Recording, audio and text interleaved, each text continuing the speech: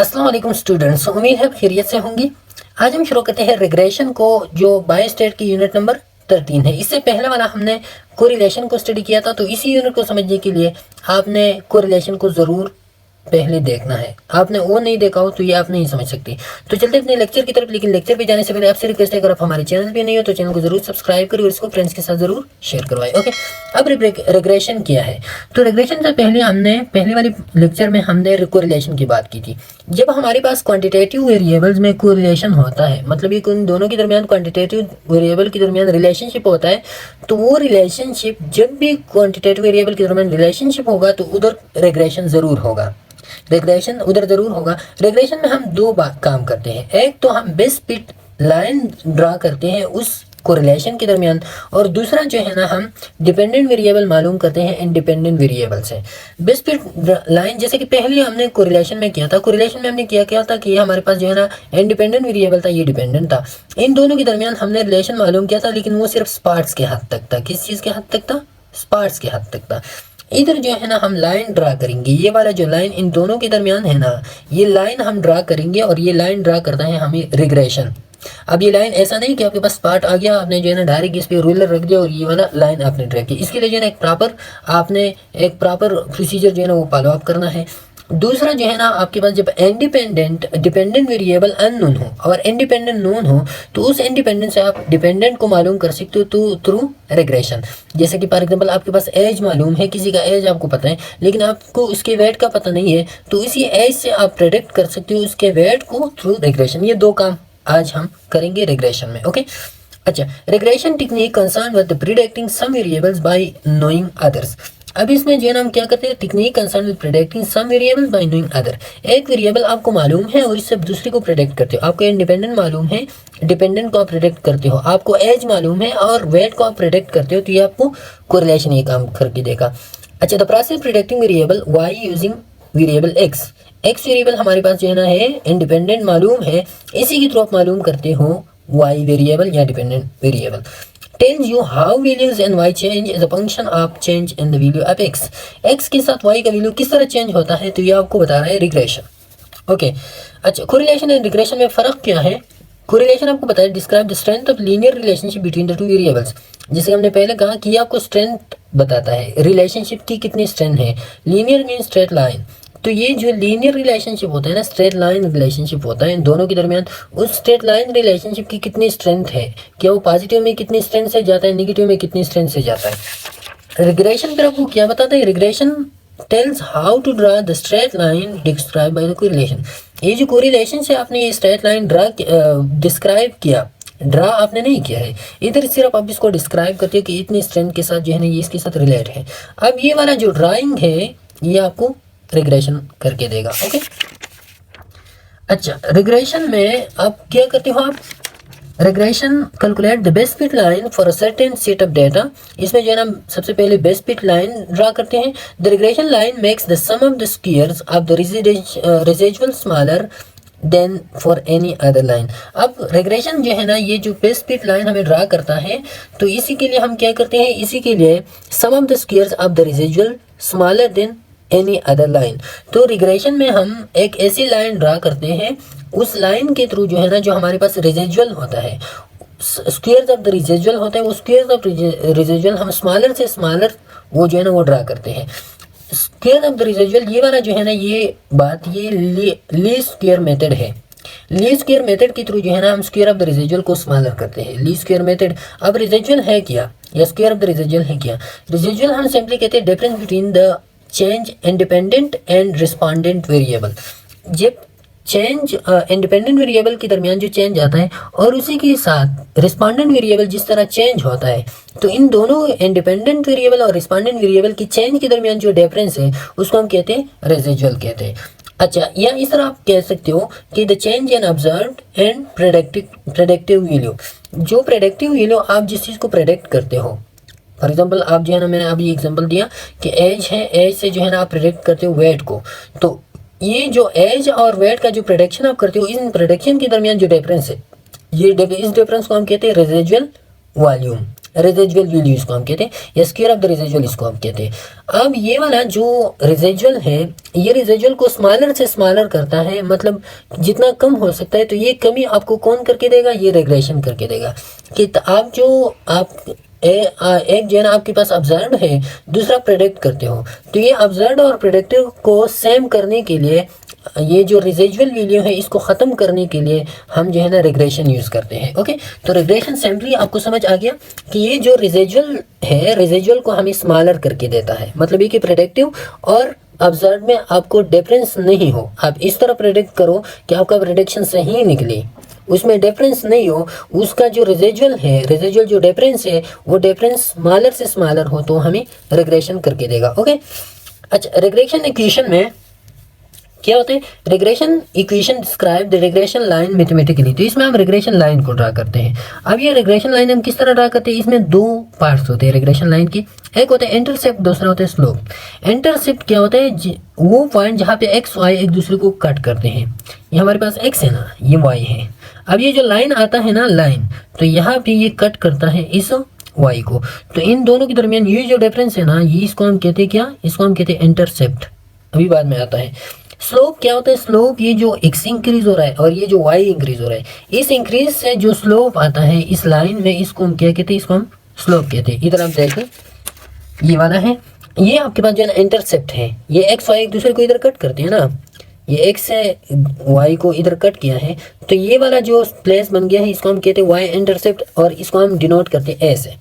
ये जो स्लोप इधर बन जाता है ना, ये चेंज इन वाई है और ये चेंज इन एक्स है। ये इधर जो जा रहा है एक्स में चेंज आ रहा है, ये जो ऊपर जा रहा है तो ये वाई में चेंज आ रहा है। इन दोनों के दरमियान जो स्लोप है इसको हम कहते हैं बी, इसको हम डिनोट करते हैं बी। और ये जो रिस्पांस वेरिएबल है जिसको हम वाई कैप से डिनोट करते हैं। रिस्पांस मतलब है कि ये जो इंडिपेंडेंट वेरिएबल है, इस इंडिपेंडेंट वेरिएबल में जो चेंज आता है वो हम मालूम करते हैं ए प्लस बी एक्स से। किससे, इसके लिए फार्मूला है a plus b x is formula for finding the response variable या वाई कैप। ओके, अच्छा, अब by using the least square method, least square method जैसे कि मैंने आपको पहले बताया कि इसमें जो है ना बेस्ट फिट लाइन मालूम करते हैं, और वो best fit line least square method में जो हमारे पास रेजिजुअल वो होता है, रेजिजुअल स्क्वायर होता है या रेजिजुअल वैल्यू होता है, या जो difference value between observed and frequency predicted होता है, उसको हम लीस्ट करने की कोशिश करते हैं। तो इसी वजह से इसको हम कहते हैं least square method, a procedure that minimize the vertical deviation of plotted points surrounding a straight line. तो ये वो प्रोसीजर है जिसके थ्रू हम क्या करते हैं, हम ये जो वर्टिकल डिविएशंस होता है प्लॉटेड पॉइंट्स, ये इधर जो है ना पहली रिग्रेशन में हमने वो पॉइंट्स डाली थी ना, वो पॉइंट्स थी, तो वो पॉइंट्स के दरमियान ये जो वर्टिकल डिविएशंस उसमें होते हैं, मतलब ये कि एक पॉइंट्स ऊपर है, एक नीचे है, एक इधर है, उधर है। तो इन पॉइंट्स को कम करने के लिए या इन रेजिजुअल वैल्यू को कम करने के लिए हम क्या यूज़ करते हैं, लीस्ट स्क्वायर मेथड यूज़ करते हैं। We are able to construct a best fitting straight line to the scatter diagram points and then formulate a regression equation and the pump। तो इसी से जो है ना जब हम लीस्ट स्क्वायर मेथड यूज़ करते हैं तो हम फिर इसके काबिल बन जाते हैं कि हम एक बेस्ट फिट लाइन जो है ना वो ड्रा करें।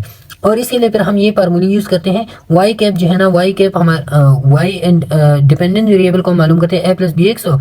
ए से जो है ना, ए हमारे पास क्या होता है, इंटरसेप्ट होता है, और intercept Y mean minus B X mean या एक्स बार। ओके, बी जो है ना आप मालूम करते हो इसी फार्मूले से, e x minus e x e y summation of x y minus summation of x summation of y by n divide by summation of x square minus summation of x square by n. तो ये वाला formula same to same जो correlation का formula था उसी की तरह, लेकिन उधर जो है ना जो वाई वाला पार्ट इधर डिवीजन में है, वो वाई वाला पार्ट इन्होंने रिमूव किया है, सिर्फ एक्स वाला पार्ट है। तो ये आपके पास फिर होगा बी का फार्मूला। अब इधर आप देखिए, इधर होगा अब आपके पास एग्जाम्पल है, एग्जाम्पल में ये एज है, ये जो है ना वेट है।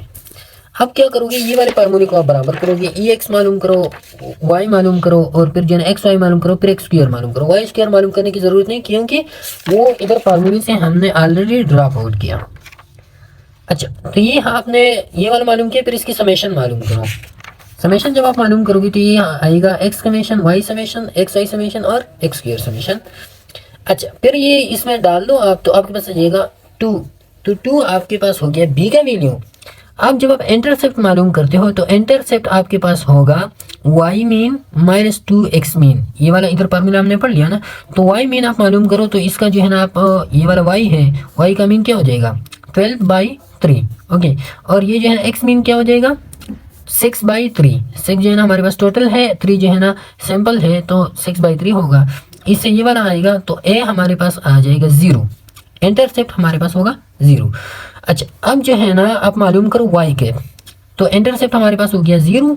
वाई कैप को आप मालूम करो, तो वाई कैप जो मालूम करते हैं तो एक्स हो ए प्लस बी इंटू एक्स, ये हो जाएगा हमारे पास। ए तो हमें मालूम है 0 है, और प्लस बी हमारे पास आ गया 2, तो 0 प्लस 2x, तो y is equal to 0 plus 2x। अब y से जो है ना ये 2x है, x क्या है हमें इंडिविजुअल बताता है, ये x एज है। अब इसमें आप एज पुट करो, जितना एज है तो उतना आपके पास जो है ना ये वो आएगा y कैप आएगा या डिपेंडेंट वेरिएबल आएगा, फिर आप ड्रा करोगे इसको। ये वाला है now we can predict weight आप if we know the age. अगर हमें एज का पता हो तो एज इधर डाल दो, आपके पास जो है ना ये क्या आ जाएगा, ये आपके पास वेट आ जाएगा। Suppose the age is 4 years, then the equation become, तो इसके आप 4 लगा दो तो आपके पास आ जाएगा weight 8 and the predicted weight becomes 8 kg। तो इस तरह जो है ना ये होगा आपके पास x, ये होगा y। अब जो है ना x आप जितना वेट वो एज आप डाल दो, फॉर एग्जाम्पल 2 year है तो इतना आपके पास जो है ना इधर y का वैल्यू आ जाएगा। फिर जो है ना अब 4 डाल दो, इधर जो है ना फॉर एग्जाम्पल आ गया 5, इधर जो है ना आ गया 10, अब जो है ना फिर डाल दो 6, इधर जो है ना आ गया 15। अब वो ये वाला हो गया आपके पास क्या, तो ये आप एक दूसरे से मिला दो, ये आप जब मिलाते हो तो आपके पास जो है ना बेस्ट फिट लाइन ड्रा हो जाएगा। क्या हो जाएगा, बेस्ट फिट लाइन। इस तरह की फिर आप ड्रा कर सकते हो, आपके पास बेस्ट फिट लाइन ड्रा हो जाएगा। अच्छा, तो डेकोरेशन का काम हो गया। दूसरा एग्जांपल है a sample of 6 person was selected, the value of their age x variable and their weight is demonstrated in the following table. वेज और एट है, एज और वेट टेबल में है। Find the regression equation when the predicted weight when the age is 8.5 years। Age हमारे पास जब 8.5 हो तो वेट कितना होगा, और जब एज 7.5 year हो तो वेट प्रेडिक्टेड कितना होगा, तो ये हमने मालूम करना है अभी। अच्छा, ये हमारे पास क्या है, ये है टेबल। इस टेबल में एज हमें दिया गया है, साथ में वेट दिया गया है। तो सबसे पहले हमने तो फार्मूले में डालना है, इसके लिए आपने x summation of x summation of y, x y summation of x y summation of x square, ये आपने इधर मालूम करना है, ये आपके पास इधर है। इसको फार्मूले में डाल दो। b वाला सबसे पहले आपने b को मालूम करना है, तो b में आप डाल दो, आ जाएगा 0.92। अब इससे जो है ना आप मीन को मालूम करो, एक्स मीन को, क्योंकि जब आप ए को मालूम करते हो तो ए के लिए आपके पास क्या होना चाहिए, वाई मीन होना चाहिए, एक्स मीन होना चाहिए। तो एक्स मीन वाई मीन आपके पास क्या हो जाएगा, ये 41 है, ये 66 है, Y mean 66 divide by simple size 6 है, तो इसको 11 हो जाएगा। वाई मीन आप एक्स मीन आपके पास हो जाएगा 41 और डिवाइड बाई ये है 6 है, 6 सिंपल साइज 6 पे डिवाइड करो 6.83, दोनों को इसमें डाल दो तो ए आ जाएगा हमारे पास 4.675, ये ए होगा। अब आप y को मालूम करो, तो y a plus b into x, a भी आपके पास मालूम है, b भी मालूम है, इंटू एक्स आ गया। अब x क्या है, x ये है ना एज है या इंडिपेंडेंट वेरिएबल है। तो जब आप डिपेंडेंट को मालूम करते हो तो x इसमें पुट कर दो, आपको बता जाएगा जवाब। तो डिपेंडेंट हमने क्या मालूम करना है, हमें जो है ना ये इक्वेशन में या हमें एग्जांपल में दिया गया है कि आपने जब एज इतना हो जाएगा तो कितना प्रेडिक्टेड वेट होगा, जब एज इतना होगा तो प्रेडिक्टेड वेट कितना होगा। तो एज इसमें आप पुट कर दो, ये वाला x है ना, ये x की जगह आप 8.5 को पुट कर दो तो आपके पास आ जाएगा y 12.5 kg। ये वाला प्रेडिक्टेड 7.5 आप पुट कर दो तो आपके पास 11.58। तो इससे आपने क्या अंदाजा लगाया कि जब एज कम हो गया तो साथ में आपके पास y या डिपेंडेंट वेरिएबल वेट भी कम हो गया, तो इसके दरमियान क्या है, कोरिलेशन है, लेकिन वो कोरिलेशन पॉजिटिव कोरिलेशन है, क्योंकि एक कम होता है तो दूसरा भी कम होता है, एक इंक्रीज होता है तो दूसरा भी इंक्रीज होता है।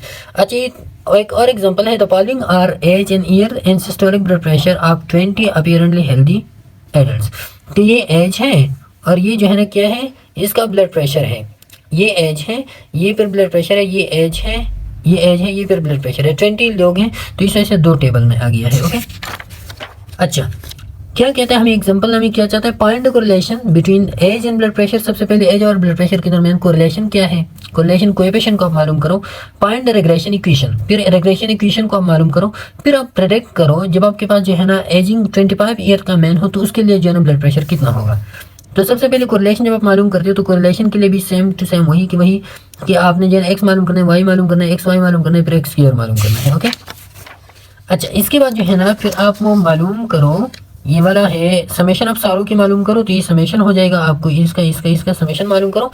बी वाली फार्मूले में आप डाल दो तो बी आपके पास आ जाएगा ये फिर ए मालूम करो तो ए के लिए आप वाई मीन मालूम करो इससे, एक्स मीन मालूम करो इससे, और दोनों से आपके पास आ जाएगा 112.113। तो ये आपके पास होगा ए का वैल्यू। अब जो है ना वाई कैप में आप डाल दो, इंटरसेप्ट मालूम करो तो ए प्लस या डिपेंडेंट वेरिएबल आप मालूम करो तो ए प्लस बी एक्स, ए भी मालूम है और बी भी मालूम है, दोनों को इसमें पुट करो, आपके पास आ जाएगा ये वाला वैल्यू आ जाएगा आपके पास 112 प्लस, तो ये वाला आपके पास आ जाएगा वाई वैल्यू। अब इसके जगह जो है ना हमें बताया गया है इधर क्वेश्चन में कि 25 ईयर का बंदा हो तो उसके लिए जो है ना ब्लड प्रेशर कितना होगा। 25 ईयर की बंदी के लिए आप डाल दो इसमें 25 डाल दो तो आपके पास ब्लड प्रेशर आ जाएगा ये वाला। तो ये क्या हो जाएगा आपके पास ब्लड प्रेशर हो जाएगा जब 25 ईयर का बंदा हो तो उसके लिए ब्लड प्रेशर होगा। तो ये था रिग्रेशन आपको समझ आ गया होगा। इंशाल्लाह फिर नेक्स्ट लेक्चर में मुलाकात होगी, तब तक के लिए इजाज़त दीजिए। अल्लाह हाफिज़।